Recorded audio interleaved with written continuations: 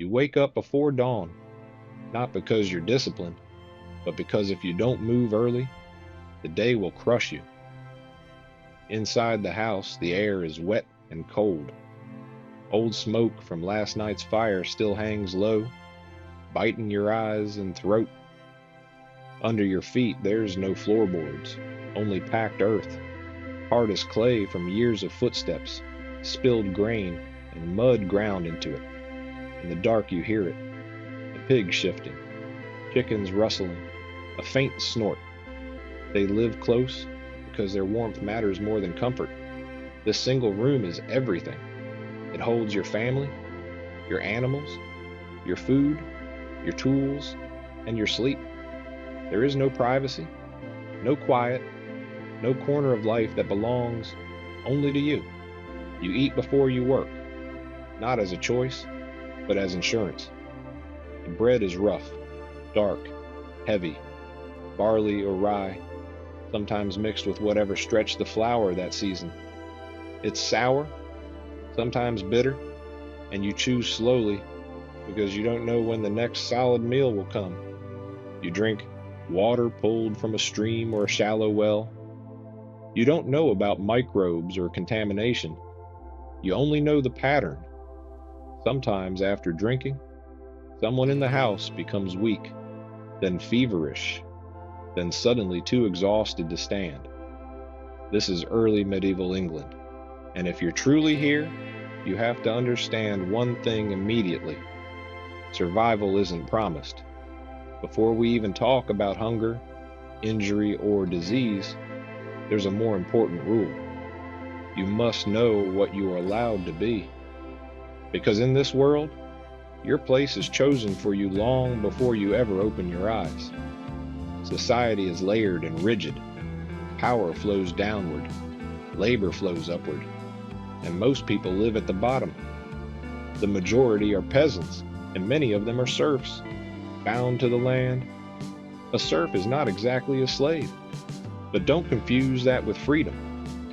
You are tied to an estate, the fields, the pasture, the woods, the riverbank. You cannot simply leave. You cannot pack your things and start over in another village. You can't decide you want to work for someone else. If you run, you're chased down and brought back.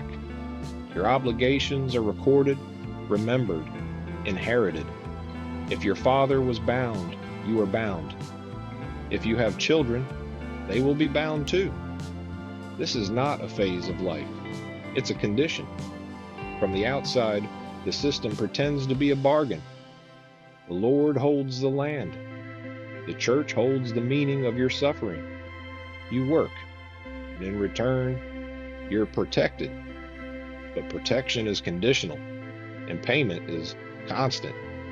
Several days a week you owe labor on the Lord's fields, plowing, planting, harvesting, whether your body agrees or not. You owe rent in produce. You owe seasonal dues. You owe extra work when harvest comes, because harvest does not wait for sore backs or swollen knees. If you fail, punishment isn't an argument. It's a fact. There is no contract to renegotiate, no court that exists for your comfort. The system survives because you have nowhere else to go.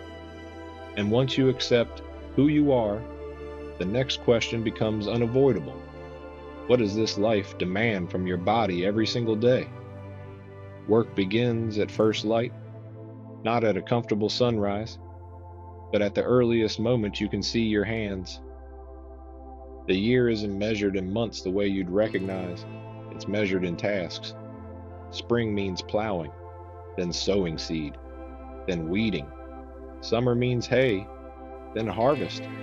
After that, threshing grain until your arms feel like stone, then preparing fields again. The tools are simple and unforgiving. Wooden plows with iron tips, sickles that dull fast, heavy hand tools that punish your joints. There are animals, yes, but they don't replace you. They only pull while you push. When weather turns bad, work doesn't stop. Rain soaks your clothes and never fully dries. cold cracks the skin on your hands. Heat drains your strength until your thoughts feel slow and distant. Even winter doesn't give you rest. Fences break. Animals need tending. Firewood needs hauling. Thatch needs patching. Tools need fixing. Your body rarely recovers. Injuries heal slowly, if they heal at all. A broken bone may set wrong and stay wrong forever. A deep cut can become an infection that spreads quietly, and then suddenly, it's too late. Many men in their 30s already move like the elderly. Their spines are compressed, joints worn down, teeth damaged, bodies shaped by labor that began in childhood and never really stopped. This isn't noble hardship. It's survival work. The goal isn't comfort. It's staying alive until tomorrow. And all that effort is for food. Food that is never guaranteed. Your diet is narrow, repetitive, and fragile. Bread is the center of life. Dense, dark loaves from barley or rye. Alongside it, thin porridge. If your garden produces, you get beans, peas, onions, maybe cabbage. Meat is rare. Not because animals don't exist, but because the rules decide what you're allowed to take. Forests belong to the powerful. Hunting deer or boar without permission is a serious crime. Even gathering wood can bring punishment if it's seen as stealing. So meat appears on feast days, or when desperation pushes someone to risk everything. You don't starve every day, but hunger is always nearby, like a shadow you can't shake. Even good years leave you short on protein and nutrients. Bad years turn villages into graveyards. One failed harvest can mean famine. Two can erase a community. And even when you manage to eat, you still have to drink. Every day you drink water, and every day you gamble. Rivers serve every purpose at once: drinking, washing, dumping waste. Shallow wells are easily polluted. Animal droppings, human waste, rot, everything leaks into the same sources. People don't know why sickness spreads. They only know it does. Dysentery can tear through households. Fevers rise and don't fall. Children dehydrate quickly.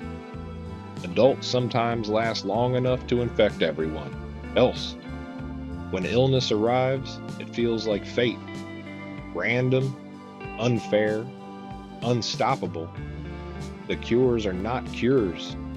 They're prayers, rest, herbs, and hope. And when the day ends, you don't return to safety. You return to another set of risks.